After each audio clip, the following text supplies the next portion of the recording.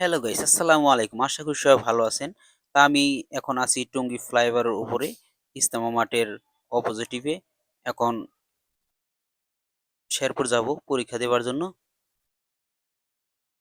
এই মাত্র নেমে পড়লাম শেরপুর। প্রায় 11টা 16 বাজে নামাই দিছে গাড়ি, আজকে অনেক স্লো আইছে।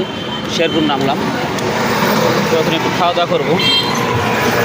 সারাদিন জার্নি করে 3 থেকে 4 ঘন্টা জার্নি করে অনেক ক্ষুধা লাগছে, তাই হোটেলে এসে খাইতেছি। এই হোটেলে আমি পরায় পরায় এসে খাই। এটা হচ্ছে সোনার বাংলা কাউন্টারের সাথে, যে সোনার বাংলা নতুন কাউন্টার শেরপুর, এই এখানেই তার পাশে 2টা হোটেল আছে। আরেকটা হোটেলে আমি খাইতেছি। এখানে রান্নাগুলো খুবই ভালো লাগে, বাড়ির বাড়ির মতো লাগে, তাই অনেক তৃপ্তি করে খেলাম।